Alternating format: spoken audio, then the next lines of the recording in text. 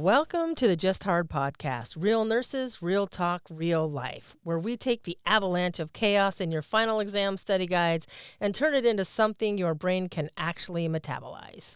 We're your hosts, Chelsea and Lisa, and today we are doing what every nursing student secretly wants, a final exam review that doesn't suck Whoop whoop. and includes deeply questionable pharmaceutical advertisements. This episode isn't about memorizing everything. It's about recognizing patterns and thinking like a nurse. Because your brain isn't failing you, it's just in nursing school, which is basically Fight Club with paperwork. It's just hard, and you can do hard things. We're going to start off with a review of the immune system in our final review episode today. So, Unit 1, Immune, Sepsis, Lupus, HIV, AIDS, and Cancer. Where the body starts fights it cannot finish. Let's start with sepsis, my favorite topic, because if something in the hospital is going wrong, it's probably sepsis until proven otherwise. Sepsis is infection plus systemic inflammation and organ dysfunction. And the vital signs students forget? Hypothermia. Cold plus confusion is still sepsis.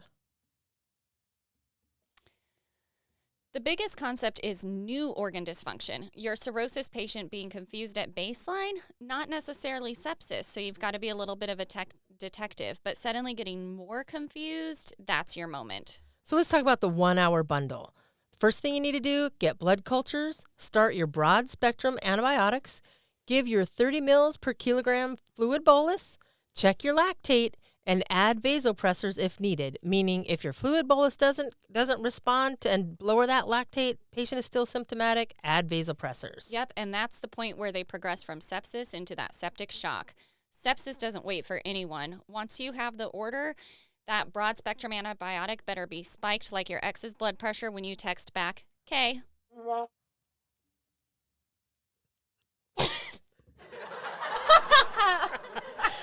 Whoops. Blooper. Okay. It's time for a commercial break. Yes.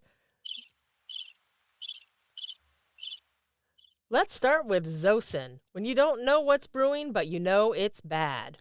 Broad spectrum covers everything. It's the bouncer at the door of gram-positive, gram-negative, and anaerobic drama. The side effects include stabilized blood pressure, improved perfusion, and provides nodding at you like you did something heroic. Zosyn, given immediately after the order because sepsis waits for no one. Next up is lupus, SLA, systemic lupus erythematosus. SLE is the autoimmune condition where the immune system wakes up and chooses violence, specifically against connective tissue. The classic symptoms are butterfly rash, photosensitivity, joint pain and swelling, fatigue, fever, mouth ulcers, Raynaud's, hair loss, and kidney involvement. That includes protein in your urine and an increased creatinine. Organ damage is the entire plot line of SLE, and kidneys, they are the drama. Foamy urine equals proteinuria, which is time to intervene. What are those interventions, Chelsea? Well, let me tell you.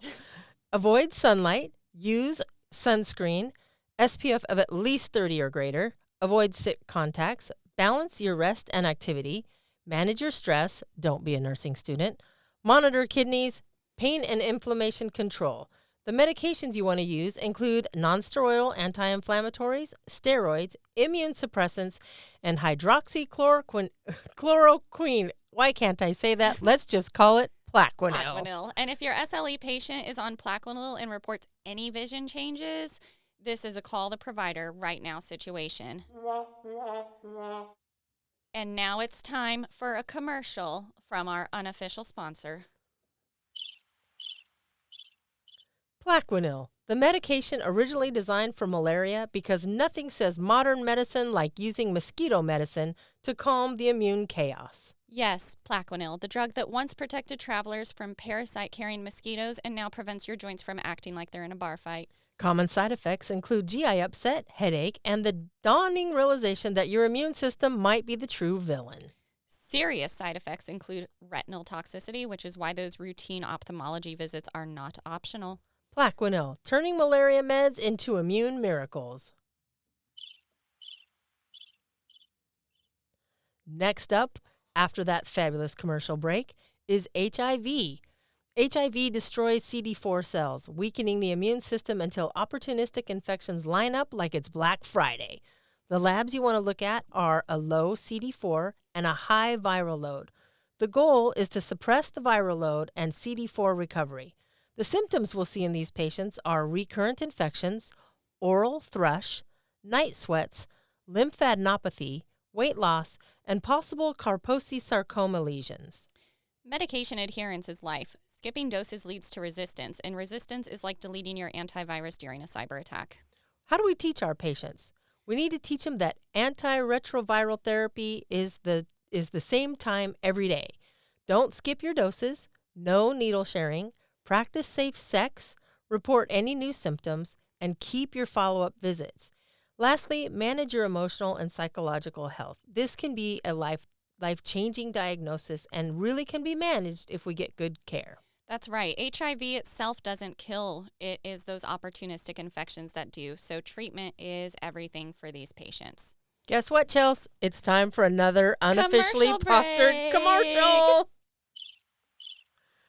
All right, so we're talking about Biktarvy. It's a combo medication, one pill once a day, and it's a big impact. Side effects include nausea, diarrhea, dreams so vivid you question the simulation, and the thrill of watching your viral load drop like it's on a self-care journey. Biktarvy, treating HIV by helping the immune system glow up since launch day. And don't skip doses. This isn't the science fair where we grow resistant HIV. Next up, we're going to talk about cancer. Cancer begins when the cells stop following rules. There's no apoptosis, no boundaries. The core concepts with cancer cell development is uncontrolled cell growth, loss of differentiation, loss of contact inhibition, angiogenesis, and metastasis. We classify cancer using grading, meaning the aggression, how aggressive it is, staging, looking at the spread, how far the tumor has spread, and then the TNM classification system for tumor, how many nodes are involved, and if there is the presence of metastasis. Diagnostics, we can look at some tumor markers, some imaging, CT, MRI, PET scan, but any definitive diagnosis is going to include a biopsy. Complications of cancer in general, especially associated with the treatments. So myelosuppression, myelo meaning bone marrow, neutropenia, thrombocytopenia, fatigue, alopecia, nausea, and vomiting. As a nurse, the care that we want to focus on is infection prevention, bleeding precautions, supporting our patients emotionally, adequate nutrition, nutrition saves lives, mouth care, and monitoring their lab values, looking for those sneaky signs that something's sneaking up on us. Yeah, and as we just talked about HIV, that Kaposi sarcoma is an opportunistic infection, but it's actually a type of cancer. So it could be that if you see that, those purple spots. It's time again for another commercial. Let's talk about the chemo cocktail. Side effects include nausea, alopecia, neutropenia, fatigue, and naming your last eyelashes for emotional support. The chemo cocktail is a vesicant, meaning if it infiltrates, there's going to be tissue damage and it's going to be catastrophic. That's why it goes through a central line or port only. Peripheral veins did not sign up for chemical warfare.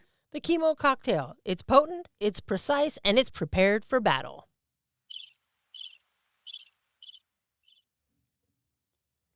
All right.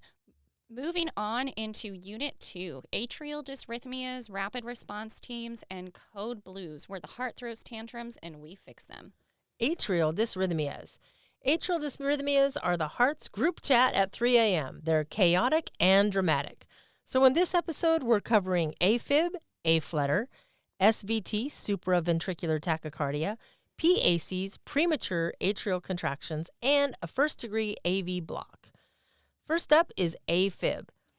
This rhythm is irregularly irregular. There are no P waves, and the QRS is narrow or within normal range. The major risk factor here is throwing a clot, and we watch out for strokes. If it's AFib with RVR or rapid ventricular rate, we need to check our patient's perfusion.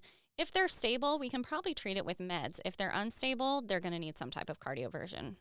Next up is atrial flutter. We also call it A flutter. This one's kind of cool when you see it on the monitor. It has those sawtooth waves that are taking the place of a P wave. They are not called P waves. They are called flutter waves or sawtooth waves. And this represents your atria firing at roughly 250 to 350 beats per minute. Yes, the atria are flapping like little birds. I love that. Supraventricular tachycardia, meaning it originates above the ventricle. The rate here is about 150 to 220. The QRS remains narrow, and it can be sudden onset. Right. And so if it's stable, we might cardiovert them chemically with adenosine. If it's unstable, meaning how does your patient look? How is their perfusion? Are they still awake? Are they talking to you? Are they clammy? Do they look awful? They might need synchronized cardioversion. Warn them before they momentarily leave their body. Yes, that would be shocking if you used some electricity on my chest and didn't tell me that I'm going to temporarily die. All right, next up is PACs, premature atrial contractions, early atrial beats. PACs are the "you up" text of EKGs, annoying but harmless. Yeah, don't worry about them. Just watch them.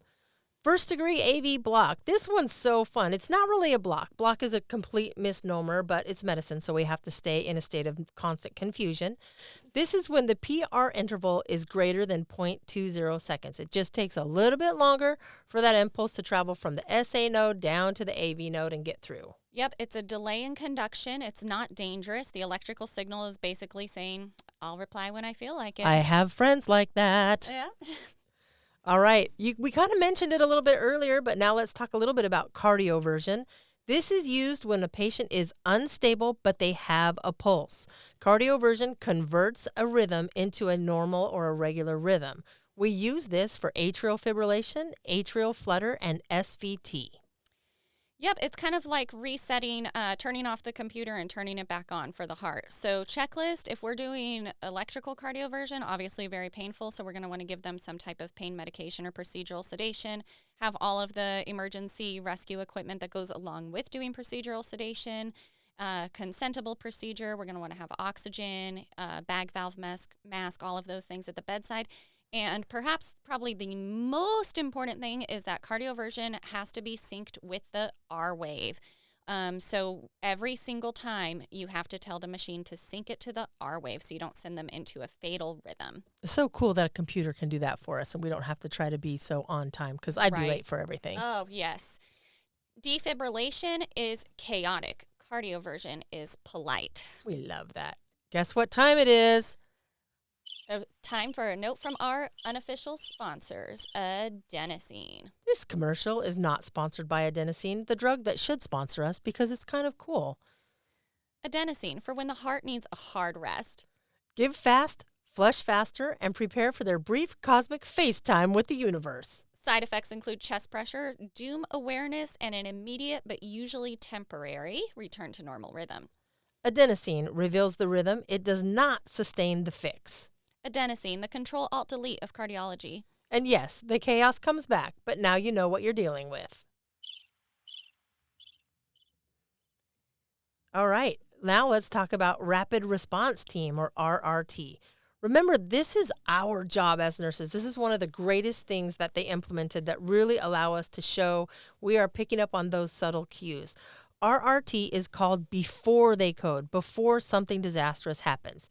This is used for a patient that is now in new onset respiratory distress, if they have a sudden level of consciousness change, or if they have a new hypotension, new tachyarrhythmias, or something just feels wrong. This is when our nursing intuition is like, nope, something's bad. Yep, our nursing intuition is everything. If your gut whispers no, just call the RRT. We're trying to prevent the code blue. And when they're code blue, they are dead or they're actively dying, and we need to bring them back. Yes, not good. Our priorities in a code blue is get your hands on that chest. Start compressions immediately. We've got to restore some semblance of circulation. Bag mask ventilation. Defibrillate if it's indicated. Once we learn all those rhythms that we use that electricity with, defibrillate.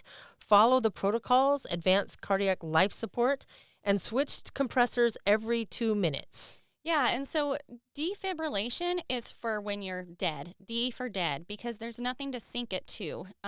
So that would be your pulseless VFib, your VTAC without a pulse. That's going to be a defibrillate. Remember, your synchronized cardioversion is for a patient with a pulse. Yes, excellent. Our role as nurses is compressions, bagging the patient with the bag valve mask, medication pushes, IV access, and keeping the room functional. What I want to reinforce is bagging does not mean we want to put them in a body bag. We want to prevent that. That's right. All right. Let's talk a little bit about palliative care, the before the body bag conversation. Yep. So palliative care is really focused on care at any stage, and we want the aim is comfort. This includes things like pain relief, controlling nausea, helping them sleep. Patients need sleep, emotional and spiritual support, communicating with the family, and setting goals of care that are attainable. Right, and we have to work in that role as the patient advocate. If you have a patient, whether they're, regardless of what department in the hospital that they are in, you can work with them to try to make things happen. I had one patient before where we actually had a wedding. His biggest regret was not marrying. So we decorated it with the isolation gowns, housekeeping bought flowers. Like we had a wedding. It was very sweet. If they want to have their fur baby come in and visit, we can try to find ways to make that happen too. Yeah, and it's all legal boundaries. We can do that, and it's really an opportunity for us to really shine and advocate for our patients. I love that. Yep. And it is time for another commercial break from our unofficial sponsor. Morphine, relieving suffering since before nursing school existed. Side effects include respiratory depression, constipation, itching, nausea, and a depth of peace that makes the patient actually rest. Morphine, easing pain, easing breathing, easing everything. And in palliative care, comfort isn't optional. It's the whole assignment. All right, keeping up with our final exam review, we're moving on to Unit 3, Geriatrics, where aging is normal, but suffering is not. Caring for older clients means understanding that aging changes everything. How symptoms show up, how medications work, how the body compensates, and even how they tell you something is wrong. Older adults rarely give you classic signs, but what they do give you are subtle changes. And they are the undefeated champions of, I'm fine. Absolutely not fine. It's just old age. Nope. Dehydration or infection. I don't want to bother anyone. Please bother me. Underreporting symptoms is practically a personality trait. Delirium and an atypical presentation can also happen in geriatrics. Delirium can be the first or only sign indicating they have an infection. Maybe they have pain or dehydration or an electrolyte imbalance or hypoxia or that they have medication issues. Right. You hear a lot of times nurses will say, especially those that work in like the skilled nursing facilities or longer term care, that, they're confused. It's just a bladder infection. It's expected. But that could also be signs of sepsis. So delirium, confusion. If grandpa starts having deep conversations with the coat rack, it's not necessarily quirky. It's a clinical change. Subtle changes are the way that we really show what we know what we're doing. All right. Polypharmacy and medication safety in the older adults, they have slower drug metabolisms, a decreased kidney function, increased sensitivity to meds. They have more drug interactions, and they have a higher fall risk. So translation, start low, go slow, and question every medication like it's a suspicious text from an unknown number. And never answer those. No. A sudden decline in mobility or in our patient's appetite or participation is a huge red flag. Once again, a subtle sign. Mm-hmm. And if someone says they don't need physical therapy, somewhere a physical therapist just threw their clipboard. It's time again for a geriatric commercial break. Your friend and mine, Miralax. Miralax, because sometimes nature needs a nudge. Side effects include gentle relief, a little more pep in their step, and a bowel movement so polite it practically says, thank you. Miralax. Mix it, sip it, wait for it. Comfort is on the way. Because in geriatrics, a good poop can change the entire trajectory of the day. And in midlife, too. I'm not going to lie. Miralax. All right, moving on. Unit 4, musculoskeletal, where bones break rules, nerves misbehave, and structure loses the battle with stress. We're going to start off with bone tumors and metastatic bone disease. Bone tumors, whether they are primary or metastatic, they destroy normal bone and spill everything inside the bone matrix into the bloodstream. And that means one very testable thing: calcium and phosphorus. Osteolysis releases both minerals. So in bone cancer, you expect high calcium and high phosphorus, whereas they normally have an inverse relationship. Not in this case. The high combo is a classic clue that the cancer is in the bone. So this is going to result in hypercalcemia. High calcium slows down nearly every system. So what we see are patients with constipation, fatigue, weakness, confusion, slowed reflexes, dysrhythmias, and their GI is going to slow down.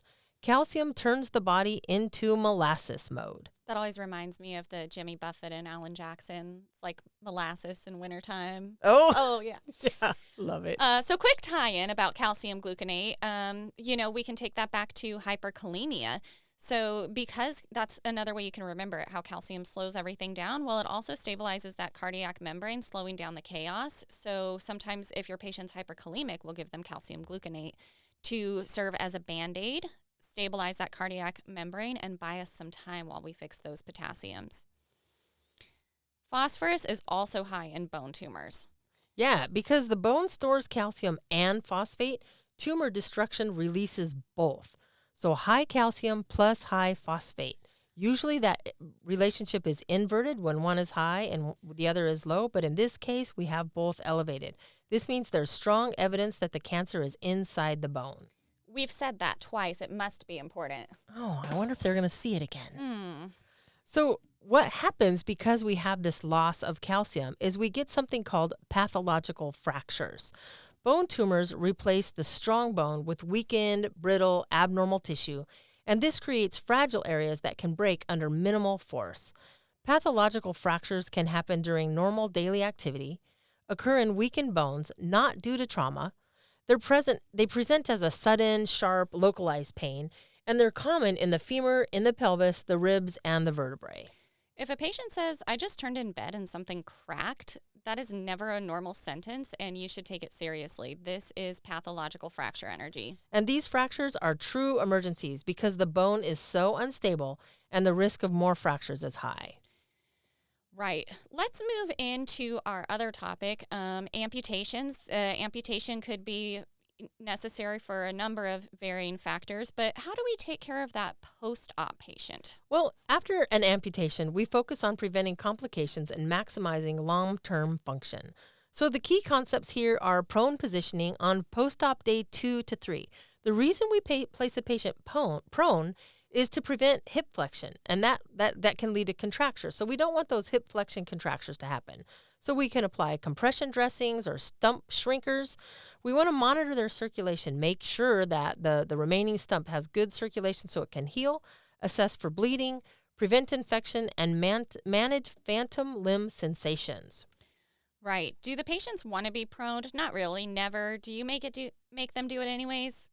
Yeah, because future mobility is the whole assignment. Yeah, we got to be thinking long term. What could happen as a complication of this? And educate our patients for the reason behind those interventions. And it's not just because I'm mad at you. Right. I want you prone. Right. Yeah. All right. And then we have the phantom limb pain. If your patient's complaining of pain in the area where the limb used to be, that's considered phantom limb pain. It's like a ghost. That's how I remembered it. But then you can also develop something called a neuroma. Yeah, neuroma pain. That sounds horrible. It's a sharp, burning, electric shock-like pain in the stump. That's a neuroma. It's a tangled ball of overactive nerve tissue. Right. So basically the nerves tie themselves into an angry little fist and begin throwing hands. Yeah. You treat it with steroid injections, local anesthetics, nerve pain meds, and surgical removal if it's severe. That kind of acts like the referee in this fight. And don't just label this normal healing pain. If your patient's maybe prosthesis is causing them discomfort and the pain is in the stump, think neuroma. Yeah, neuroma pain, it's in its own category. And it looks like it's time for another commercial break from one of our not paid sponsors. Feel free to pay us. Feel We're free. happy to take your cash. Coffee cup. Yeah, Venmo. All right. Our next medication is oxycodone for pain that's bad, but not Dilaudid bad. Side effects include nausea, sedation, constipation, and thinking your nurse ghosted you when they're literally just down the hall. Oxycodone. It's strong enough for post-op amputation or tumor-related bone pain, but gentle enough that you can still have a conversation afterward. Relief that lets you move in bed without screaming. That's what we call progress. Oxycodone. We love it. All right, moving on to Unit 5, Fluids and Electrolytes, where the human body proves it's mostly water and somehow still dramatic. Let's start off talking about crystalloids. Crystalloids are your everyday fluids. They start in the vessels, then redistribute because their particles are small enough to move across compartments. And it's so important to know what each crystalloid does. Picking the wrong one can crash a sodium, worsen intracranial pressure, or turn dehydration into edema. Each one has a personality. Your job, fluid matchmaking. So let's talk about some common examples and what they do. So first off is normal saline, 0.9%. This stays intravascular initially. It restores volume, and it's used for dehydration, hypovolemia, and shock. Then we have lactated ringers, or LR. This is the most physiologic. It's great for trauma. It's great for burns, and it's great for pancreatitis. It's used when you need to balance electrolytes. This one also turns to lactate by the liver, so can help correct some acidosis. Right, and so those were both isotonic, and now we've got some hypotonics. So those dextrose-containing fluids, this is perhaps the most confusing thing for nursing students, is when it's on the shelf, the tonicity is actually a level higher than it is when it's in the body. So D5W, as soon as we start infusing that dextrose burns off pretty much right away, and what you're actually just giving them is plain old water. So isotonic on the shelf, hypotonic in the body, and that's what we as nurses need to know, what it does in the body. So this is used for cellular dehydration, never for a patient with a neurological injury at risk for increased intracranial pressure and cerebral edema. Yeah, that's not good. Yep. Another common hypotonic is your half normal, 0.45% NS, gentle free water replacement. Could be used for hypernatremia, severe dehydration perhaps. So crystalloids show up fast and hydrate the tissues. They're just not the best at staying where you put them. Unless they're an isotonic. Yeah, then they're pretty good. Yeah. That's why we use isotonic for sepsis. Yes, we love 30 sepsis. mils per kick. Yes. All right. Let's talk about colloids. Colloids, they stay in the bloodstream and pull fluid in with them.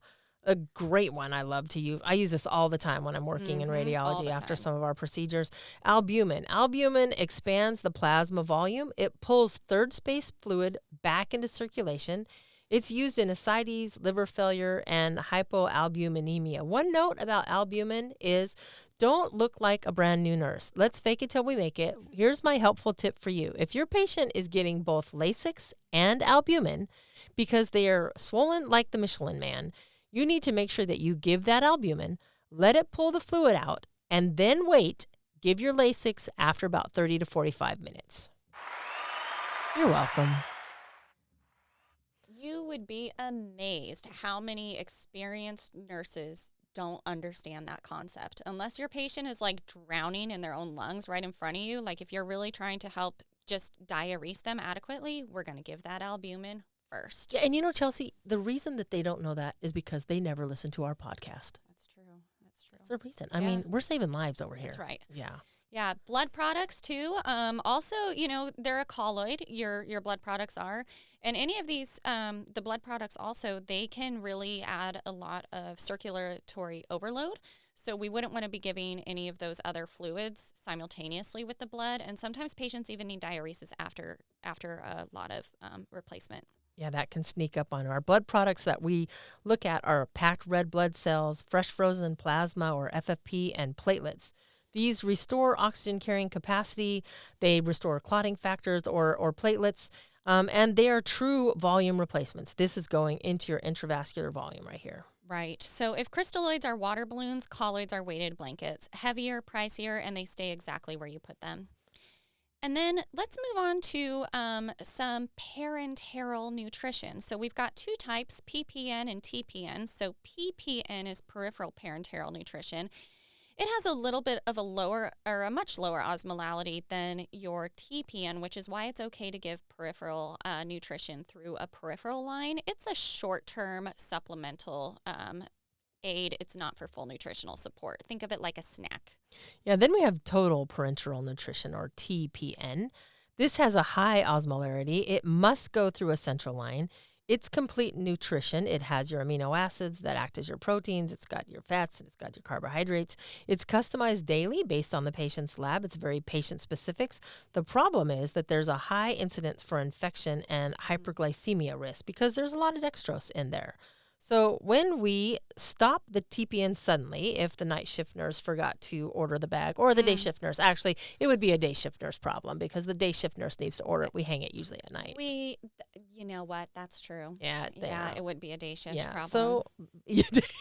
So when the day shift traveler forgets to order your TPN. Hey, nothing wrong with the travelers. No, love me some travelers. So when the day shift traveler stops to order. I think we should blame it on the pharmacy. Oh, yeah, okay. Yeah. Pharmacy. Yep. When pharmacy doesn't send your TPN and it suddenly stops, your glucose is going to crash hard. So our TPN patient is going to become difficult to arouse. We have to assume they're hypoglycemic first. So what do? You just go hang D10. It's not like, let me call the provider and wait for a return phone call. If your TPN is running dry and you're still waiting on it from the pharmacy, then you just hang D10, and then, you got to think about your patient's brain, right? So you hang D10, check their sugar, and then you call the provider and you let them know, especially, if it's going to be a while, like, hey, pharmacy's just not getting me my TPN tonight. They might give you some further orders or have you wean that dextrose down throughout the night. But first action, hang D10. Yep. Brain first, phone call second. That's right.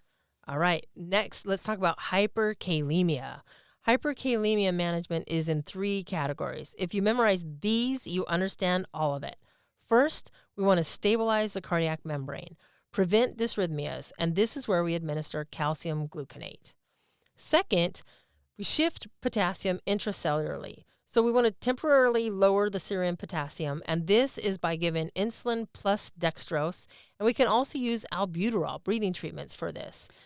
And sodium bicarb as well, right? Correct. Yep. Yes. So insulin with the dextrose so we don't tank them, albuterol, that one always throws me off, and sodium bicarb all will help shift it from, shift the potassium intracellularly. And then we can also remove total body content, just get it out of the body. So we could do this with dialysis or GI binders like K-oxalate. Yeah. And they poop it out. Yeah, that was our third step of it, removing that potassium from the body. A little extra credit tip for you.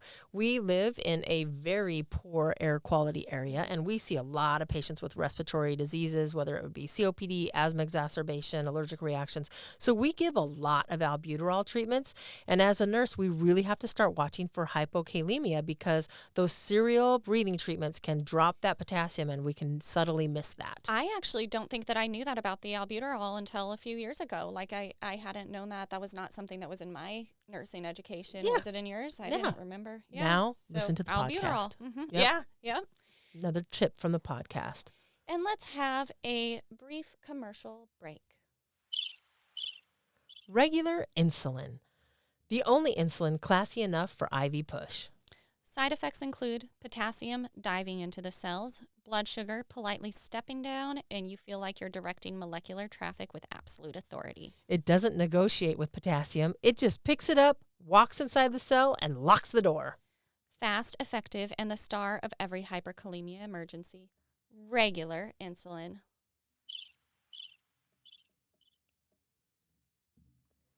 Oh, this is a fun one. Acid This base. is one of my favorites. Here we go. We're going to do this a little bit Laura Gaspara style. That's right.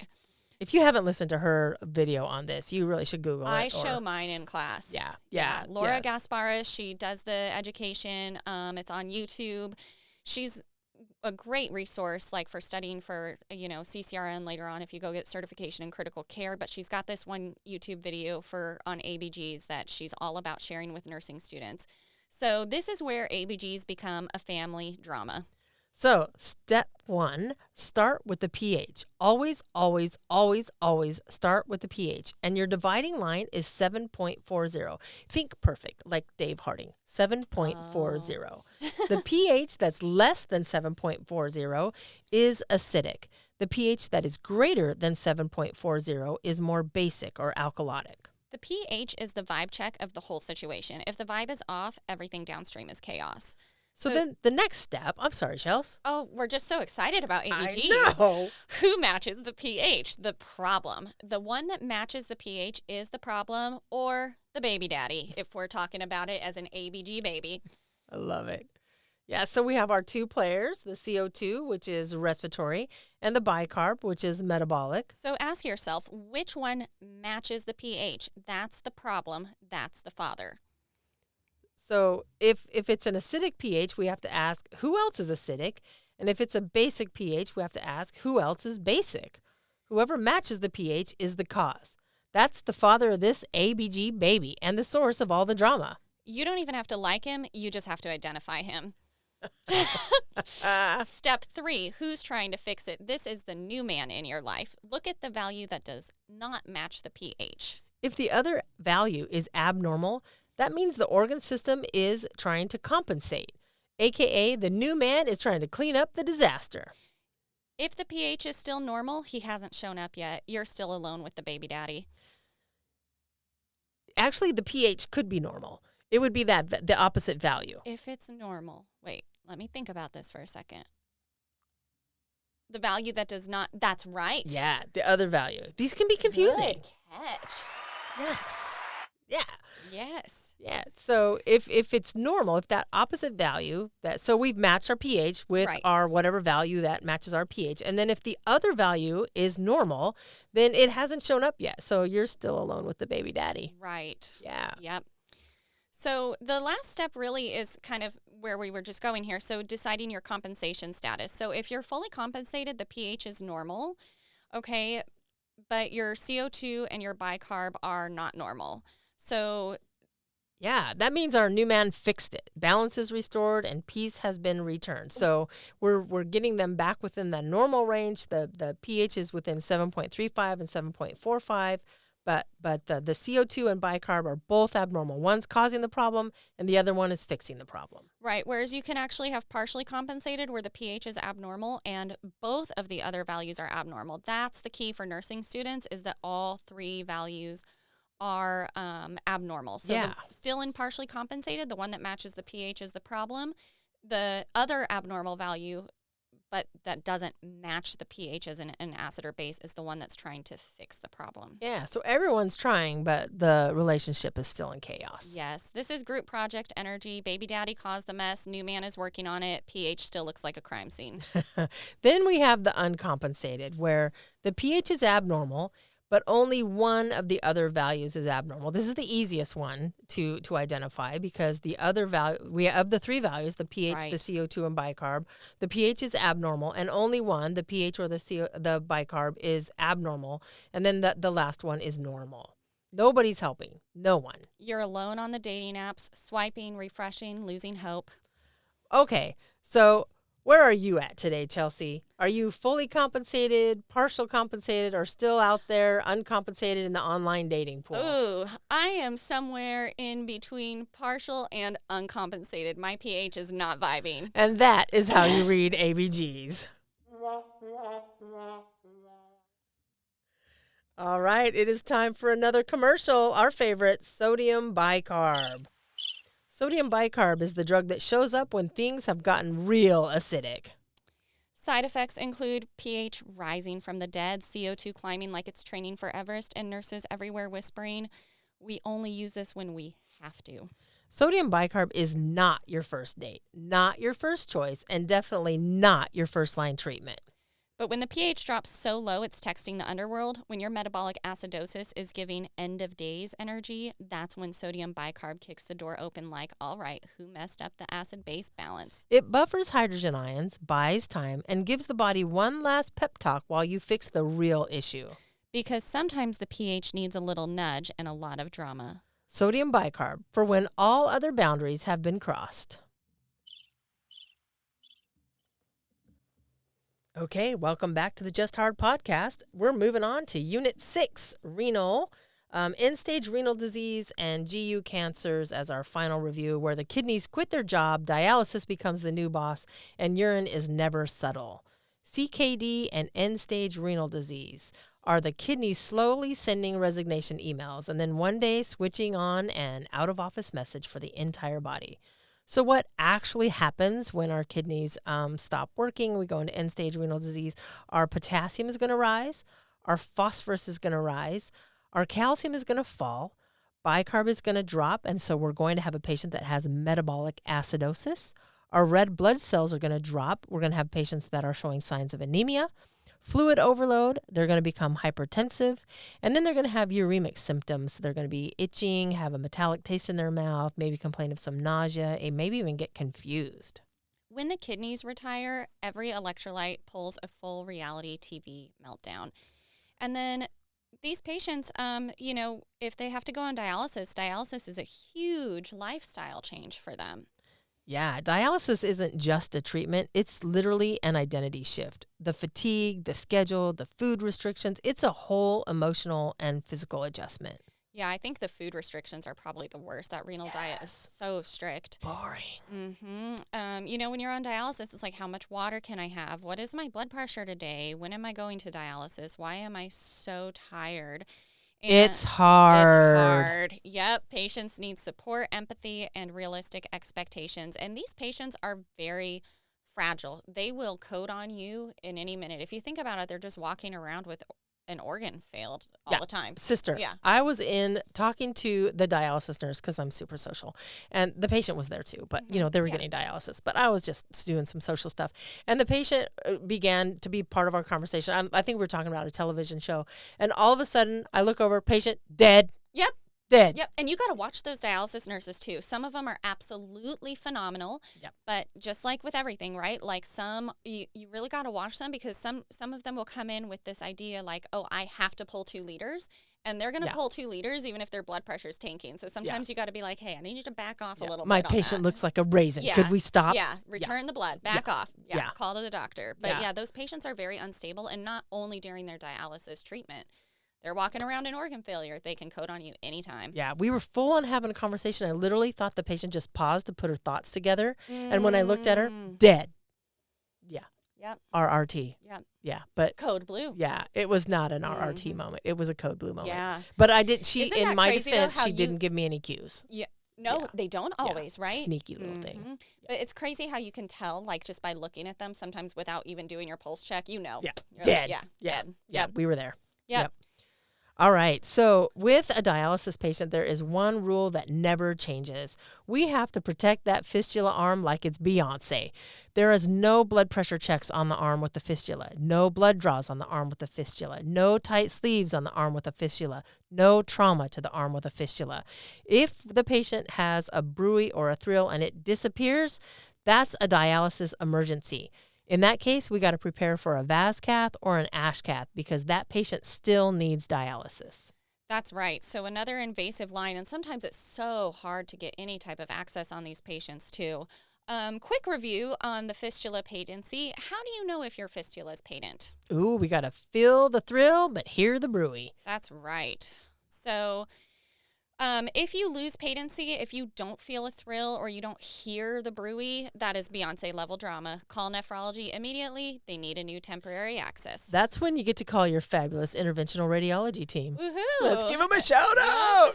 Yeah. And if it gets really bad, then we're going to call our favorite ICU nurse. Yes. Yes. GU cancers.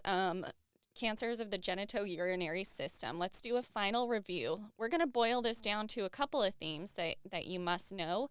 With any of the cancers of the like bladder cancer, renal cancer, all those things, hematuria and smoking. Those are the 2 things you really got to look out for. Smoking is a major risk factor, and hematuria is that red flag. Yeah, it's kind of not as intuitive as like lung cancer would be with smoking, right? Yeah, right. It's not as intuitive. Yeah. In this case, if we have hematuria, it's a red flag. If the urine looks like a rosé and nobody's celebrating, think GU cancer. Renal cell carcinoma, you might see hematuria, flank pain, a mass, weight loss, polycythemia, and it can be silent until it's discovered later on. And then if those patients have to have like any type of surgical intervention too, sometimes they lose the entire kidney, sometimes they lose the adrenal gland. I had one patient who had a total nephrectomy on one side for cancer, and then she had a partial on the other side with adrenal gland, part of the adrenal gland removed. And she was super unstable and had to take the hydrocortisone and everything. And I think that maybe what had happened, because I had her post cardiac arrest in the unit, and her blood pressure had shot up to the major 200s, and she had a bleed. And I've always wondered if it had something to do with those adrenal glands that got involved in that. Yeah, we often overlook those. Yeah, because the kidney is just such the prima donna of the body. Oh, yes, for sure. Yeah. Yeah, I think with renal cell carcinoma too, we get the cancers and they cause the increased hormone production. So we get increased erythropoietin, and that's why these patients get that polycythemia. Yeah. Kind of the opposite for your patient whose kidney has failed and they don't have enough of the epithelium. Correct. Yeah, because remember with cancer, you got that increased cell growth. And so even the hormones are even overactive. Cancer tumors just do their own thing. Yeah. Speaking of cancer, bladder cancer. The signs we see on this: painless hematuria. Smoking is the number one risk factor, and we diagnose this by cystoscopy. Prostate cancer, weak stream, hesitancy, nocturia, hematuria. Back and pelvic pain would actually be a late sign. Prostate cancer is very treatable if it's caught early. And if a man's pee stream looks sad and confused, prostate cancer is on the list. Definitely. Yeah, then we can move on to testicular cancer. In this one, the patients might feel a painless lump. They might feel a heavy feeling to the scrotum, swelling. This happens to patients ages 15 to 35. Early detection here, we have an excellent cure rate. If the patient finds something weird down there, we don't watch, we scan. Right. The key here is early detection, because if we don't catch it early and it's metastasized, it's not good. Let's have another commercial break from one of our not official sponsors. All right. Speaking of renal, let's talk about phosphate binders, because phosphorus in end-stage renal disease has been out here acting unhinged. Side effects include happier bones, less itching, and ESRD patients asking for the millionth time, do I really have to take it with food? Yes, with food, always, every meal, forever. Phosphate binders tackle phosphorus in the gut like a linebacker taking down a streaker at the Super Bowl. Phosphate binders, protecting calcium's peace and sanity religiously. Give it with food. Another commercial for Epogen. Epogen, because when chronic kidney disease takes your erythropoietin, your energy levels shouldn't have to retire too. With Epogen, patients may experience hemoglobin rising from absolutely unacceptable to socially appropriate, a mild but meaningful return of stamina, and moments of clarity where they wonder, am I actually less tired, or am I just tired with dignity? Epogen works by encouraging your bone marrow to produce red blood cells again, gently reminding it, hey friend, we know you're exhausted, but the body still needs you. In clinical practice, Epogen helps transform energy from barely surviving into, okay, I guess I can get up now. Ask your provider if Epogen is right for you, because even in ESRD, your hemoglobin deserves a second chance. Epogen, helping patients go from tragic to fatigue to functional-ish since forever. All right. Unit 7, oxygenation, chest trauma, and chest tubes. Where oxygen delivery climbs the ladder, lungs get dramatic, and chest tubes save reputations. So let's talk about some oxygen delivery devices.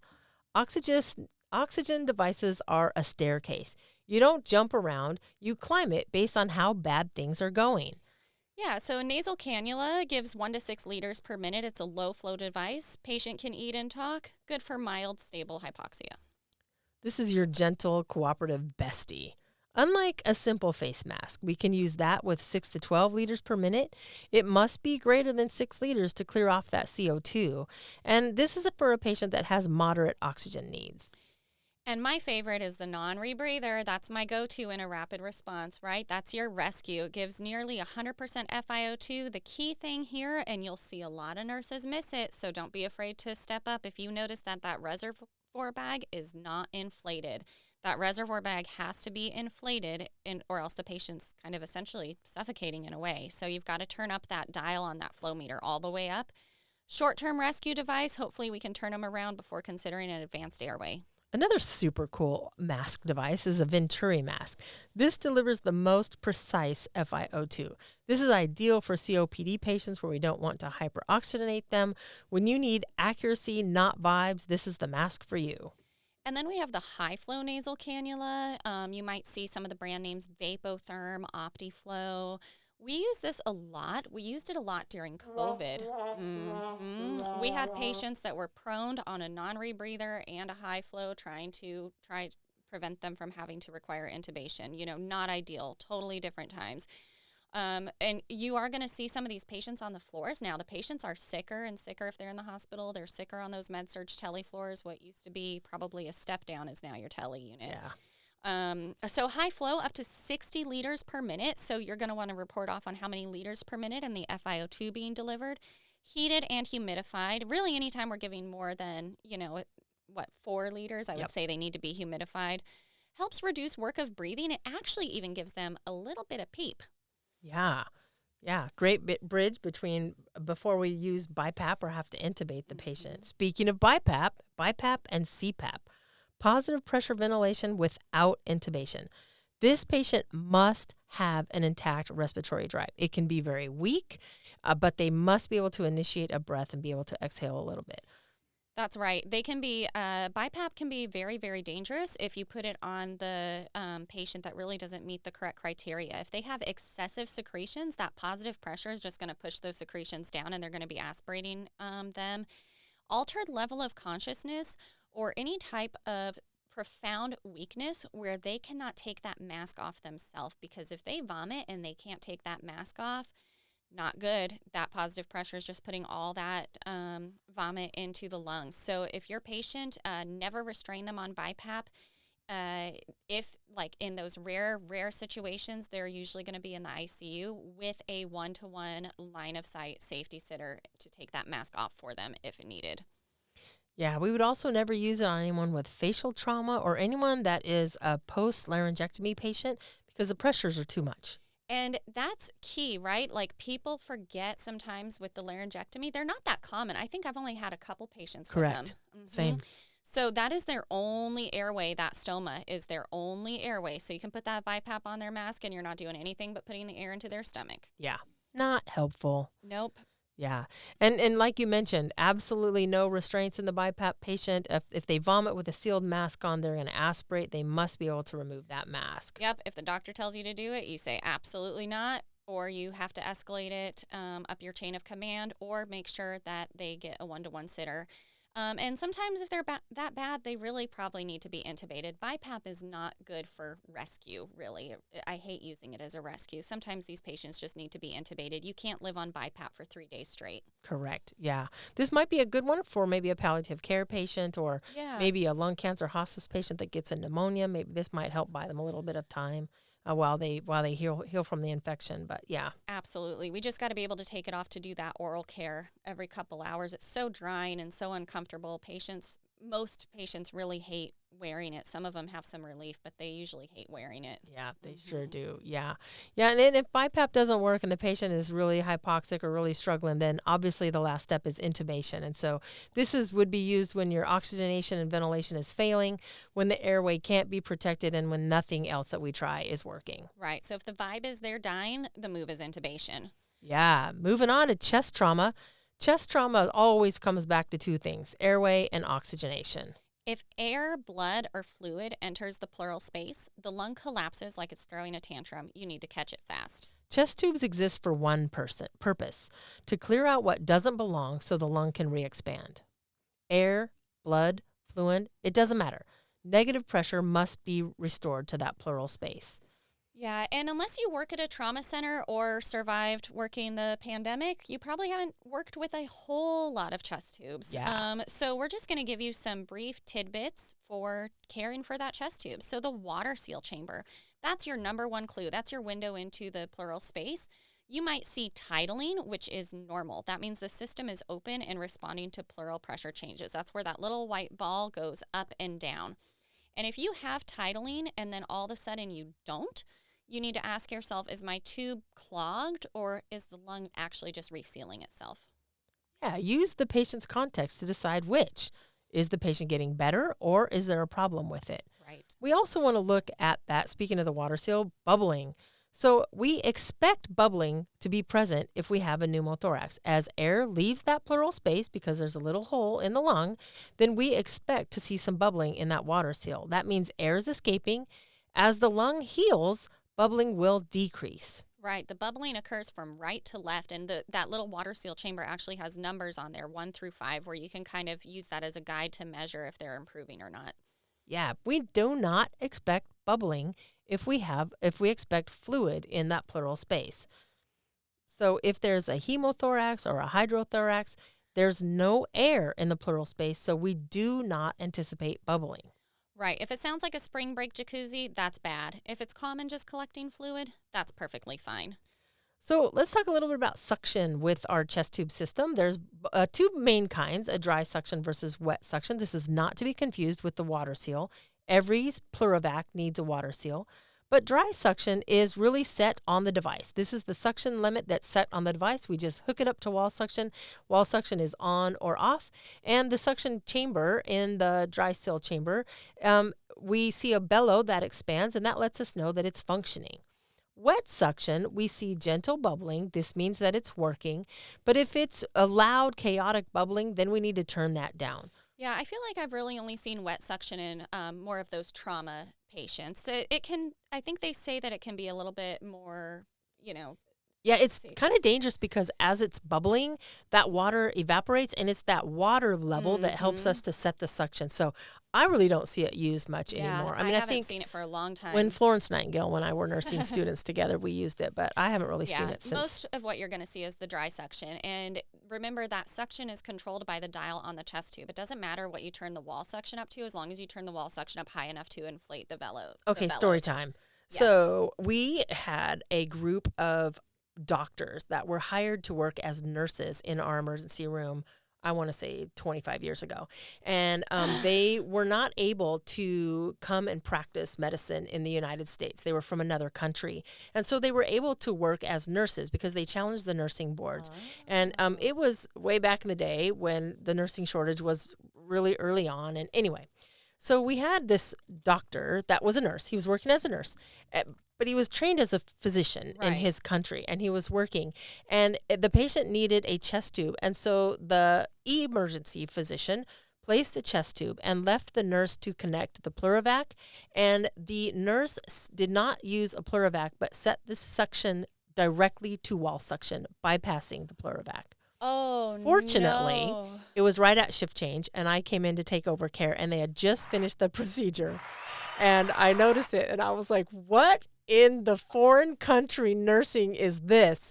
And I about panicked and realized had that suction come disconnected, all the atmospheric air would have driven right back up that tubing and gone into that pleural space and caused a massive pneumothorax. And the trauma to the lung. Yeah.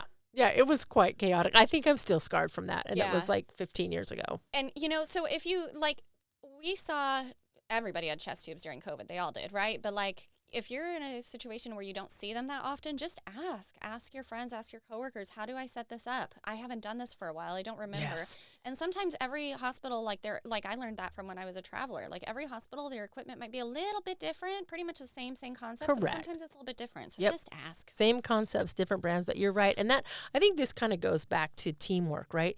You have to be a good teammate to be a good team. Mm-hmm. Everyone needs to be a good teammate. So I need to be approachable, and I want my colleagues to be approachable. And we should never practice in silos.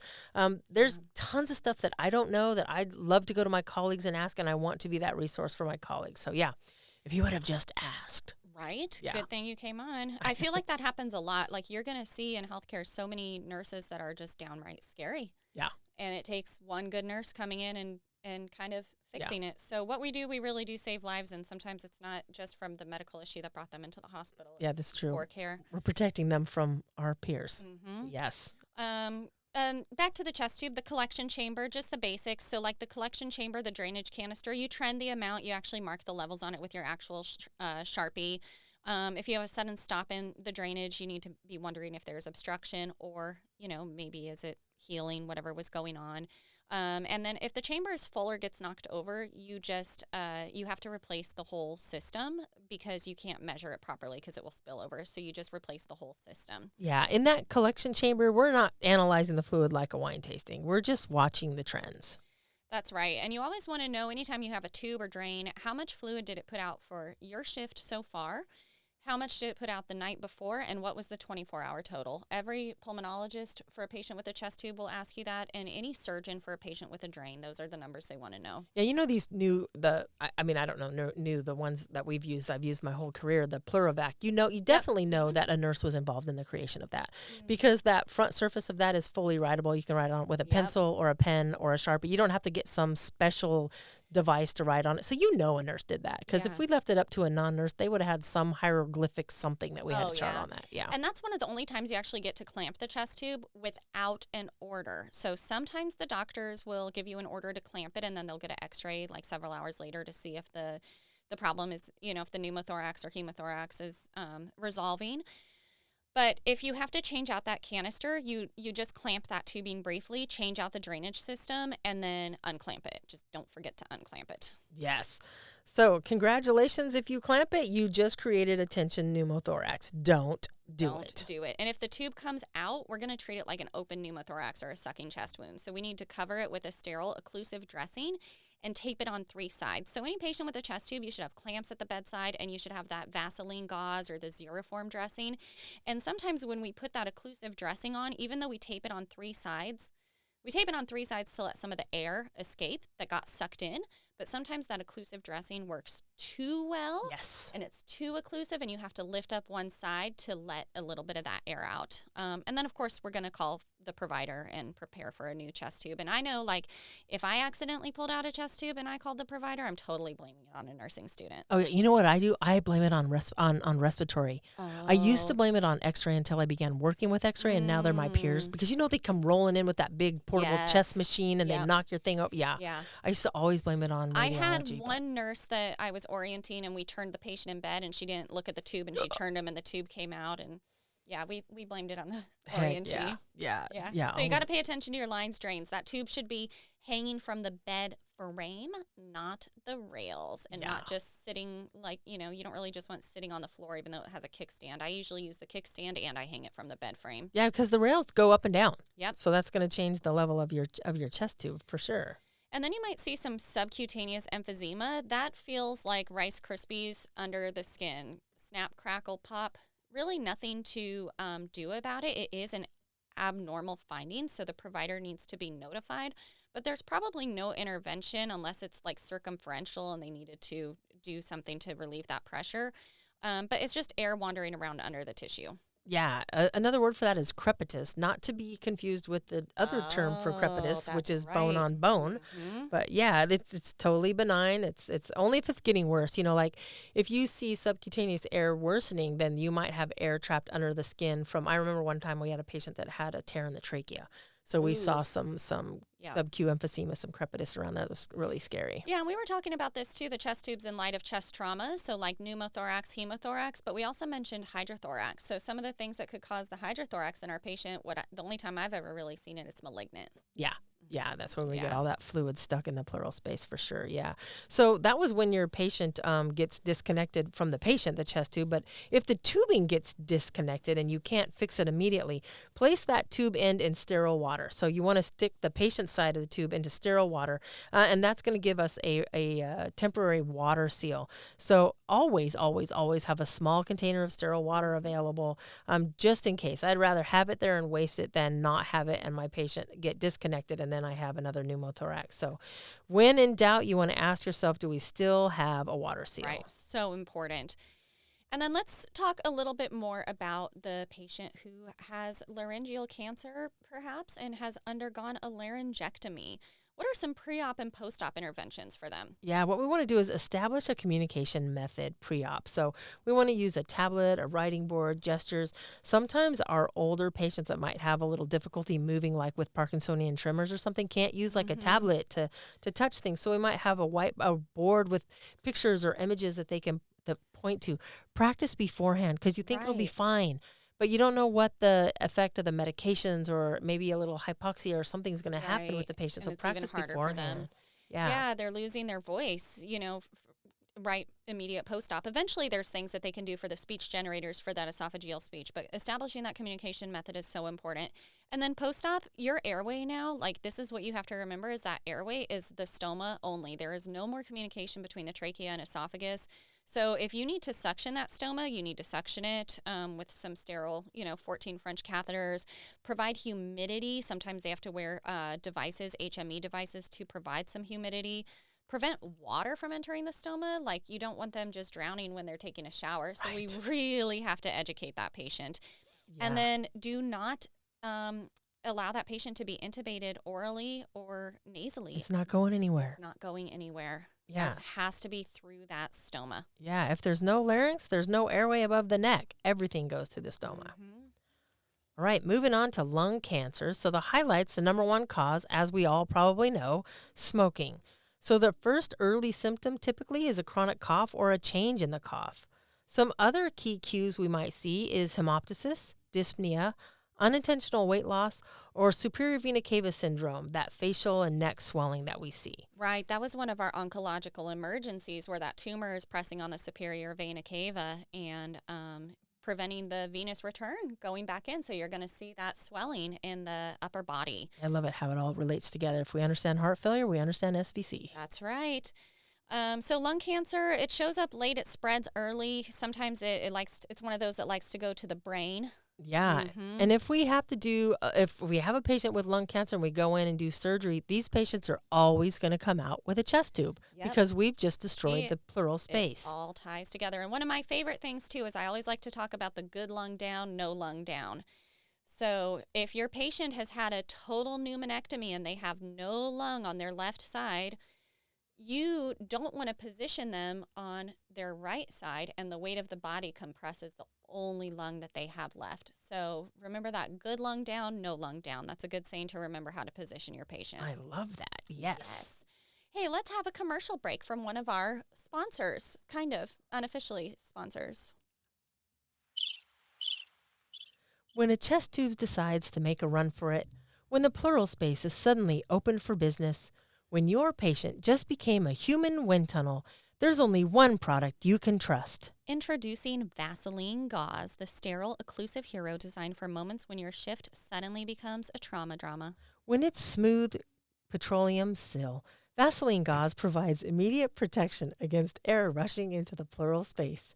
Because nothing says, not today, tension pneumothorax, like a well-placed occlusive dressing. Benefits may include rapid prevention of air entry, a temporary barrier until you call the provider, and your patient not becoming a flute solo. Just apply to the site and tape 3 sides, creating a perfect flap valve that lets air escape but stops new air from sneaking in. Vaseline Gauze for when your chest tube gives up, but you can't. Vaseline Gauze, sealing the moment so you can save the patient. Another commercial from our unofficial sponsor, ACE Inhibitors. When your heart is fighting high pressure, extra fluid, and a hormonal system in full panic mode, ACE inhibitors step in to quiet the chaos. By blocking the renin-angiotensin-aldosterone system, ACE inhibitors reduce angiotensin II, the hormone responsible for vasoconstriction and stress. When angiotensin II drops, the arteries relax, afterload falls, and the heart finally gets to pump without pushing against a brick wall. And with less aldosterone, the body stops hoarding sodium in water, but may hold on to a little extra potassium. Side effects may include hypotension, dizziness, the infamous dry cough, hyperkalemia, and angioedema, which is your cue to discontinue immediately. ACE inhibitors, quieting RAS so your heart can stop fighting for its life. ACE inhibitors, because sometimes the heart just needs RAS to calm down. Let's move on to my admittedly least favorite topic, leadership. It's so dry, but we do, we got to talk about it, and we need good nurse leaders. And really, all of us are a leader in some way when we put on that uniform. Nursing is the most trusted profession. So true. So leadership is mostly knowing who needs your voice, who needs safety, and who needs you to fill out the paperwork. Advocacy. Advocacy means speaking up for the patient who isn't being heard. Not the sickest, but the most vulnerable. Right. That's so huge. Nurse as the patient advocate it's just everything. Let's talk a little bit about core measures too. Core measures are evidence-based steps that hospitals must follow.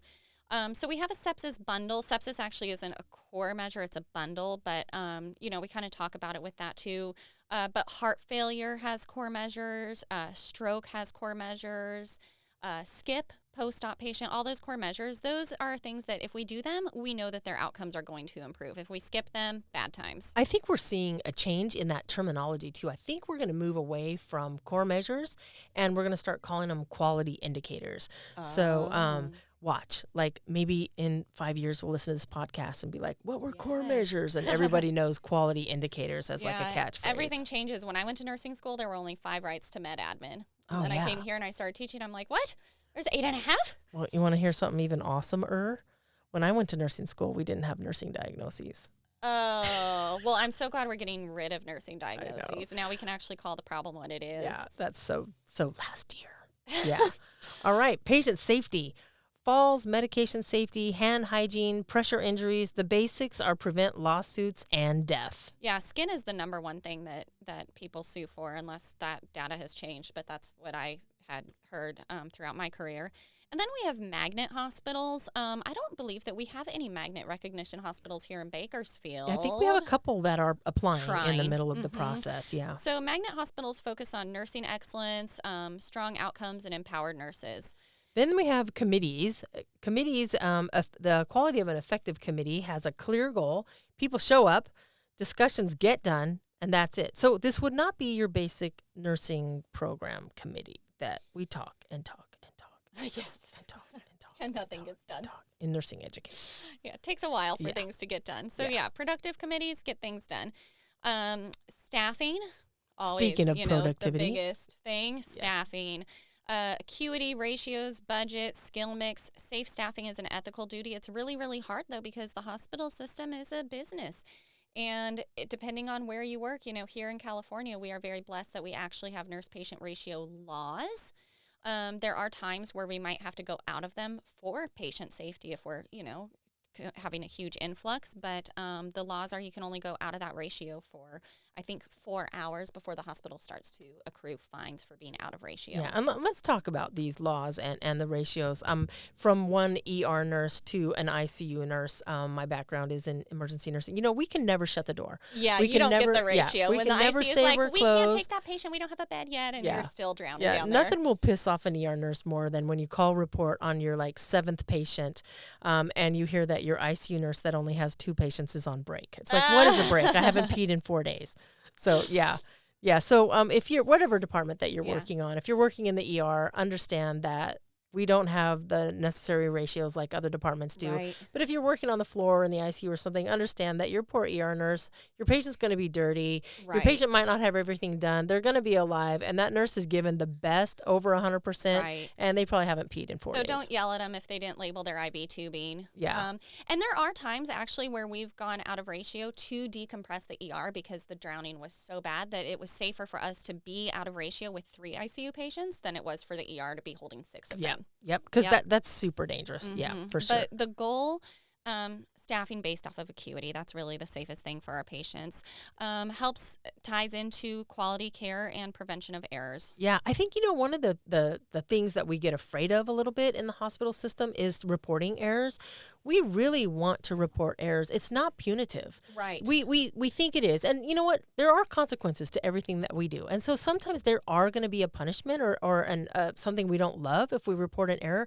But how can we fix anything if we don't report it? So reporting errors fixes systems. It's not about blaming, but it's about preventing repeats. Exactly. We're looking for those system problems. And if you fill out an incident report, you do not chart in the patient's medical record that you filled out an incident report. You chart in the medical record, very objective and factual what you did. But that incident report, it's part of having a high reliability, culture of safety where the organization can actually look at it without fear of reprimand and be able to work on improving it so that those things don't happen again. There are some errors that are reportable, however, like that the facilities have to report. Of course, to yeah, CMS. yeah. But yeah, it's a way for the hospital to look at errors in the system and work on improvement. When we talked about in leadership, we also discussed some resumes. So as we think about landing that perfect job, there are some characteristics of the perfect resume. Yeah, 1 page is ideal. You've got a busy hiring manager. For me, with all my years that I did as traveling, I have so much work experience that I listed out. So my travel experience, like my resume when I was a traveler, is a little bit different than mine, now, because I kind of tied some of that in. But you want it to be about 1 page. Your hiring manager is busy. It needs to be professional, relevant, no fluff, no like Elle did on Legally Blonde with her little pink scented resume, which I loved. It's pretty legit. I think that'd be pretty great if I got that resume, but we don't want to do that. And I don't know about you, but I was always taught like your education should go first. Yep. Education first. And, I think that with more and more things coming online and everything else happening, we have some hospitals here that are doing video resumes, video interviews, where you post a video of yourself, or everything is submitted electronically. So we may even get away from what we know now as a resume. It might change a little bit. Yeah. And your resume is your place where you get to brag. Yeah. Yeah. It's really hard to brag on ourselves, but I've met a couple people that like to brag about themselves, but nobody likes them, and nobody's going to hire them. Right. Yeah. All right, let's talk about staff development. Staff development, these are the cool kids on the block. They train you and they keep you competent. They keep you safe. They send you all those little reminders to do your health streams or so annoying, your pathways necessary, or whatever. Part of the requirements, right, to keep the doors open and for us to have a job. And also, we don't want to treat leadership as our enemy, right? Like, we need to work with them. And I would just say, remember, like your nurse manager, they don't necessarily have control over every single little thing. They're hearing stuff from the bottom and from the top and trying to find that balance and do what's best within their, scope to take care of those patients. Yeah, for me and my personality, that is the job I would never want. I couldn't do it. Nope, I do not want that. You're squished. Yep. Yeah, upper administration is telling you to cut costs, and the people that you work with and work for are telling you, we need this, we need that, and you are stuck. That is a no-win situation right there. Yeah, that's stressing me out, But Chelsea. I do love it when I see my nurse leader in their high heels walk in a room and help clean a patient when they're really struggling. That's a good nurse leader. Yep. Yeah, that is a good nurse leader. You're stressing me out, Chelsea. All right. Well, I think it's time for a commercial. Nurse Leader Edition commercial break. I love Brought it. to you by our unofficial sponsor, who could pay us if they would like to. Yes, anyone, feel free. Yep. At Just Heart Health Systems, we understand nurse leaders face a unique kind of stress. The kind that comes from 3 call-outs, 2 feuding surgeons, and Joint Commission wandering the halls like a horror movie jump scare. And when the staffing matrix looks like a crime scene and your committee meeting could have been an email from 2018, there's lorazepam. Lorazepam offers anxiolysis for acute stress. But remember, never give it to a patient with unexplained altered mental status, unexpected hypoxia, rising ICP, or any condition where sedation can mask deterioration. In leadership terms, don't sedate someone who's crashing. Fix the cause first. Same applies to your staff. Side effects may include finally taking a deep breath, feeling less emotionally attached to the staffing grid, the sudden ability to say, "No, that's unsafe," calmly, and temporary inability to tolerate nonsense.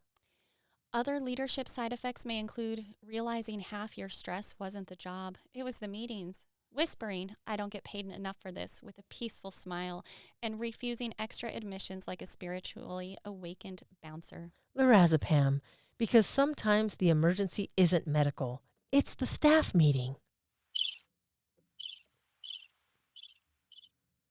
Next up is Unit 10, Hematology. Welcome back to the Just Heart podcast. Hematology. If the bone marrow's tired, the whole body files a complaint.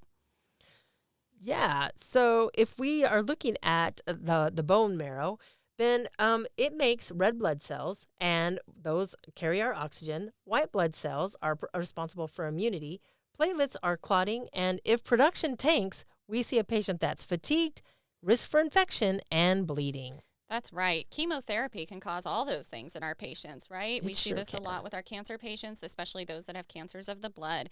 Fatigue, pallor, which means pale, bruising, bleeding, fever, often the first, maybe the only sign of infection in your immunocompromised patient. Bone pain from, that overwork and swollen lymph nodes. So let's look at some labs. So what we're going to look at is our complete blood count. We're going to look at our coags, PT, PTT, INR. Check out the calcium, look at the uric acid, and a bone marrow biopsy for a diagnosis. Yes, bone marrow biopsy is for diagnosing your hematology cancers, and those cancers are already automatically stage 4.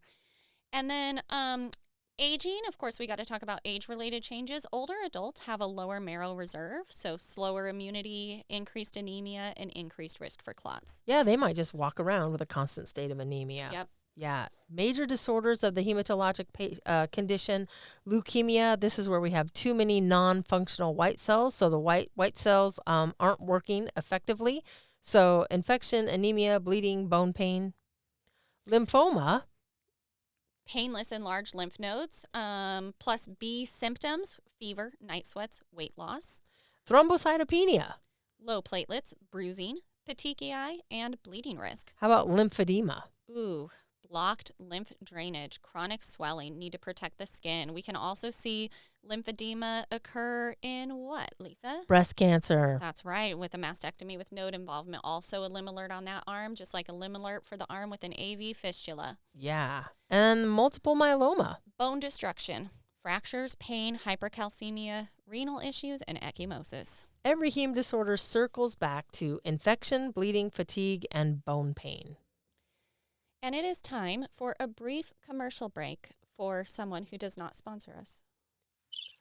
Neupogen. When your patient's ANC is so low, you're afraid lukewarm handshake might take them out, there's Neupogen. Neupogen, the colony-stimulating factor that busts into the bone marrow like everybody up, we've got neutrophils to make. It stimulates neutrophil production, giving immune systems the backup singers they desperately need. Basically, it tells the marrow, enough resting, we've got infections to fight. Common effects may include bone pain because the factory is open, a low-grade fever, and the urge to brag about your absolute neutrophil count, ANC, like it's your credit score. And remember, bone pain is actually good news. It means the marrow is finally doing overtime. Neupogen. It's for neutropenia, chemosuppression, or plain old marrow burnout. For anyone whose immune system is clocked out, overwhelmed, or asleep at the wheel. Neupogen. Giving your immune system the comeback tour it didn't know it needed. All right, moving on. Burns and skin cancer. So Unit 12, we're going to make this a little bit short, spicy, painful, just like stepping on a hot curling iron, because we just did burns, and there's so much. I think my PowerPoint was like 135 slides. Way too much. So since this is for the final review, it's going to be a little bit briefer. Next season, we'll do a full burn lecture. Yeah, it'll be legit. Yeah. So burns are all about fluid shifts, airway risk, pain, temperature, and tissue destruction. Nothing behaves normally, and the body goes full drama mode. Yeah, so let's talk about airway burns. If the face, neck, or chest is involved, airway is always the biggest question mark. Smoke, heat, swelling, the airway gets mad before the skin does. Fluids. Early burns, massive fluid loss. The albumin, they have no skin. Everything leaks out. Albumin leaks out. It takes the fluids with it. So we've got to give the patient lots and lots of fluids. If the fluids are helping, we're going to see, hopefully, our vital signs kind of stabilizing. And the biggest thing is that urine output. Yeah, consensus Adequate formula. urine output. Yep. Chemical burns. So gasoline, acids, alkalis, whatever it is, step one is always decontamination. So the burning stops before treatment begins. Right. We have to know what they did for that chemical burn in the field, because if they haven't irrigated it with water for at least 20 minutes, the burn is likely still occurring. Yeah, we need to know what it was. Material safety data sheets or those little codes on the truckers. We need to know what that is. Temperature regulation. So severe burns can make the body run hot or cold. It can't regulate itself normally, and we're losing, especially if you have loss of that subcutaneous tissue. Yeah, for sure. Yeah. So skin cancer, this was also part of our talk. Skin cancer is basically, is this spot trying to ruin my life, or is it just a freckle? Look for changes in the shape, color, border, or behavior. This is where we use the ABCDE vibe. Yeah, so in summary for Unit 12, burns, protect the airway, lots of fluids. We want to know what those burn agents were. Treat the patient.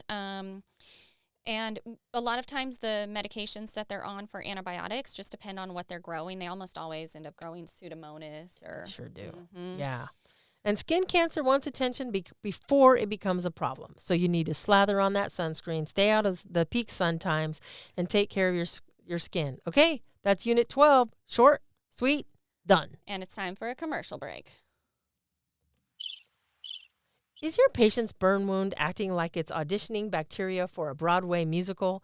Is every square inch threatening to become its own petri dish? Meet Silver Sulfadiazine, the antimicrobial cream that strolls in, spreads out like a VIP lounge, and tells bacteria, not tonight, sweetie.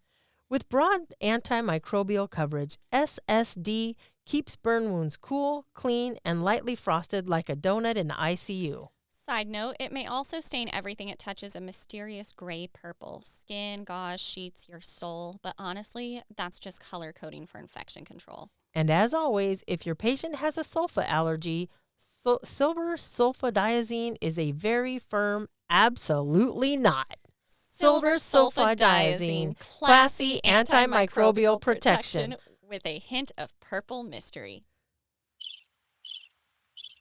All right. GI, liver, and pancreas. Taking it back to where the Just Hard podcast started, episode 1, GI, liver, and pancreas, the holy trinity of drama. And don't worry, we're keeping this quick. If you don't already know this material, this recap is not going to save you. The GI energy, inflammation, absorption issues, pain, bleeding, obstruction, and leaks. Everything is either moving too much, not moving at all, or coming out places it should not be. When the liver struggles, everything gets chaotic. Fluids, brain function, coagulation, kidney, it's never just a liver problem. Right. When the liver can't filter toxins, the brain is the first to complain, and it does so dramatically. We also have the pancreas energy. The pancreas gets mad, so then we have pain, rest, fluids, stop eating, let it chill, but not for too long. The pancreas gets happier, and then you'll know. You'll know. The enzymes, if the gut can't digest something, you have to replace what's missing and carry on. So sometimes they need some pancreolipase. They sponsored us unofficially on our first episode. Definitely go And the listen to biggest that thing one. that I always worry about with pancreatitis too is nurses have to remember to look at the patient's back. Oh, yes. Mhm. Yeah, posterior bleeding because they could have hemorrhagic pancreatitis. Yep. And then surgery is used a lot for our patients with GI, whatever may be going on, especially for the GI cancer. Surgery is the number one treatment. So gut surgery, they always lose a lot of fluids, any type of abdominal surgery. So protect the airway, protect the incision, teach them splinting so that they can move. The bed is what kills you. Patients need to get out of bed and they need to walk. Yes.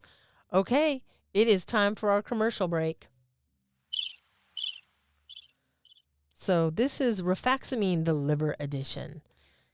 Does your patient's gut keep sending ammonia to their brain like it's Amazon Prime? Is their liver so overwhelmed that even protein is turning into drama? Say hello to rifaximin, the antibiotic that stays in the intestines and tells the bacteria, stop breaking down protein into ammonia. We're not doing that today. That's right. Rifaximin doesn't wander the bloodstream. It stays local, reduces the bacteria responsible for ammonia production, and helps the liver patient keep a clearer head, literally. Think of it as the gut's boundaries coach. Fewer bacteria means less ammonia, means less cognitive chaos. Side effects may include improved clarity, a calmer GI tract, and your patient no longer asking you the same questions 6 times in 10 minutes. Rifaximin, calm the gut, clear the mind. All right, endocrine. Oh, I like this almost as much as leadership. So welcome to Unit 13, where tiny glands ruin everybody's day. The thyroid controls metabolism, temperature, energy, mood, and heart rate. If it's overworking, chaos. If it's underworking, hibernation mode. So hyperthyroidism, everything speeds up. Hypermetabolic state, high heart rate, high metabolism, high temperature, anxiety, diarrhea, sweating, drama. Calm the environment, low stimulation, calm, quiet environment. Try to prevent a thyroid crisis by giving the thyroid 0 reasons to freak out. So hypothyroid, everything slows down. Patients are cold, tired, bradycardic, constipated. I could live in this blanket forever, even in the middle of a hot Bakersfield 110-degree summer. Yep. Myxedema crisis. That is your hypothyroid emergency. When the hypothyroid goes nuclear, cold, slow, barely responding, we need to support the patient's airway, warm them, and make sure we keep that heart rate and blood pressure up at a rate that is sustainable with life. So there's a conflict between amiodarone and the thyroid gland. Amiodarone is thyroid drama in a bottle. It can push you toward hypo or hyperthyroidism, but an elevated TSH means the gland is slowing down. Right, because it's got that iodine in it, the iota. Yes, yes. Let's talk about the parathyroids. Parathyroid hormone regulates calcium. So too much parathyroid hormone, you're going to have high serum calcium levels, predisposing you at risk for stones, bones, and groans, because you could have those pathological fractures because your body is taking all your calcium out of the bone bank. Whereas too little, you could have low calcium, twitchy, crampy, tingly. NCLEX, I believe, probably loves to talk about the Chvostek's sign. Yes, yes. So hypocalcemia, tingling, spasms, irritability, and the whole body acting like the electricity bill just doubled. Hypercalcemia, sluggish, thirsty, weak, dehydrated, constipated, and the bones filing HR complaints. Yeah, so in summary, thyroid controls the pace. Parathyroids control the calcium. Endocrine, small glands. Big energy. And it's time for a commercial break. There was a time when your patient woke up with purpose, when mornings felt alive, when metabolism and motivation were still speaking to each other. But now, life moves in slow motion, not the enchanting kind, the exhausted, heavy, why does getting out of bed feel like climbing Everest kind? And that's when levothyroxine appears, not as a medicine, but as a reunion. A second chance between body and energy, between metabolism and meaning. To work, levothyroxine needs commitment. Take it first thing each morning on an empty stomach with water and intention. No coffee, no breakfast, just you and the promise of a new beginning. And for some, only the brand name can bridge the distance. It's not a preference, it's a destiny. Their thyroid can tell the difference. And once it starts working, you'll know, because suddenly the world speeds up again, and this time it feels right. Levothyroxine, because some love stories deserve a second chance. Welcome back to the Just Hard podcast. We are going to tackle neuro for our final review. We already lived through this in episode 2, so this is the Spark Notes version of the Spark Notes version. Neuro is all about function, weakness, sensation, reflexes, and pressure. If something changes suddenly, that's your red flag. Multiple sclerosis, or MS. MS, unpredictable flare-ups plus quiet periods, nerves get irritated and demyelinated. Everything becomes intermittent. The motto is rest, pace, protect energy. Amyotrophic lateral sclerosis. This is when your upper and lower motor neurons degenerate together. We see weakness, speech issues, respiratory decline, but the mind stays sharp, which is cruel and poetic. Guillain-Barré syndrome, or GBS, ascending neuromuscular paralysis. The weakness starts low and it moves up. Ascending, that's the ticket. Most of neuro is slow. GBS is fast. Biggest concern when it hits that diaphragm and you lose your respiratory, so breathing. Myasthenia gravis. Muscles fatigue with use. Rest helps. Effort makes everything sloppy. Our speech, our swallowing, our eyelids, our breathing. Basically everything is too tired to function. That's the whole vibe. Brain tumors. Location determines symptoms. Frontal lobe drama, personality changes. Cerebellum drama, coordination issues. Parietal drama, sensation chaos. It's like real estate. Location is everything. Increased intracranial pressure, or ICP. The skull does not negotiate. If pressure rises, something gets squeezed. Elevate the head, protect the airway, and keep the brain as calm as possible. I love talking about increased ICP. I think that hopefully we've got them ready for fourth for the ICP, taking care of those patients. A lot of times they're a one-to-one when they're having that acute change, and keeping that neck in neutral alignment. That's what separates a good nurse, right? Like when you walk by a room and the patient's all slumped in the bed and their like necks crooked and falling over. But yeah, you want to keep their neck in neutral alignment for that venous drainage. and keep the brain calm. This is the one time that we actually do not cluster our care, right? Because every time we do something to that patient, that ICP shoots up. Yeah, this is where we need to use all those funky looking airline pillows that everything have. Have you ever, how do you actually wear one of those? I do.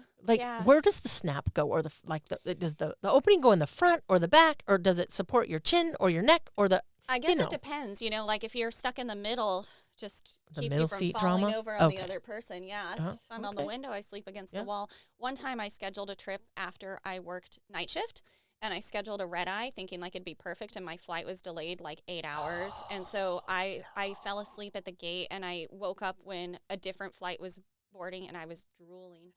That's fantastic. It was so bad. Did you drool on your pillow? Yes. That's fantastic. Yeah, I was great. I was probably snoring too. I was so tired. People just don't understand the life of a nurse. Yeah. Night shift is, where people do. Yeah, I did my time on night shift. I can't Same do it girl. anymore. Same girl, same. Yeah. All right. Unit 14 summary. Nerves get tired, muscles fail, pressure rises. And changes are always a big deal. Neuro keeps receipts. And now it's time for yet another commercial from someone who also doesn't pay us. There was a time when muscles moved with grace, when eyelids rose effortlessly, when breathing felt natural, when swallowing wasn't a negotiation. But somewhere along the way, the neuromuscular connection faded. Signals grew faint, acetylcholine slipped away, and the body forgot how to respond. And then, from the shadows, a small tablet appeared. Mestinon, not a cure, but a chance, a spark, a second shot at function. It holds acetylcholine close. It keeps it from slipping through the cracks, extends the moment, and whispers to the muscles, "Try again. I'm right here." Suddenly, eyelids lift, words form. Breathing deepens, and the body remembers what strength felt like. It's getting awkward. But timing matters. Give it late, and the muscles have already walked out. Coat on, keys in hand, saying, "You should have called earlier." Give it on time, and you might just witness the most beautiful reunion between nerve and muscle since the first synapse fired. Mestinon, because sometimes the body just needs a moment to remember how to move. Mestinon. That was awesome. All right. That was our final review podcast. So we just wanted to say a thank you for listening. Like, subscribe, follow. Maybe one day somebody will pay us. But thank you for a wonderful semester. Thank you for being engaged and letting us be your instructors. Thank you for showing up, for going through the chaos with us, and giving the semester every ounce of energy you had left, even on the days where you barely had any. You all worked hard. You asked real questions, you pushed yourselves, and you kept coming back for more. Even when the content was wild, the exams were spicy, and the simulations were, simulations. We're proud of you. We really are. Not just for making it through the material, but for becoming the kind of humans we trust at the bedside one day. We mean it when we say you're our future coworkers, our future colleagues, the people who'll be giving report with us at 7 o'clock while we all question every life choice that led us to this shift. Yeah, and when you're working with me as my coworker, just call me Chelsea. You got to drop the Professor Justice. It's so hard sometimes. Yes. But yeah, follow, subscribe, share the podcast, not because we need the numbers, but because someone out there might need a laugh in the middle of their own semester. Yeah, we're not into titles here, and when we're colleagues, we're just your colleagues, and so please treat us as such. We're super proud of you, and wherever you go from here, clinical, boards, nursing school, nursing life, we're rooting for you every step of the way. Thank you for a great semester, and welcome to the profession. And don't forget, you can do hard things. It's just hard.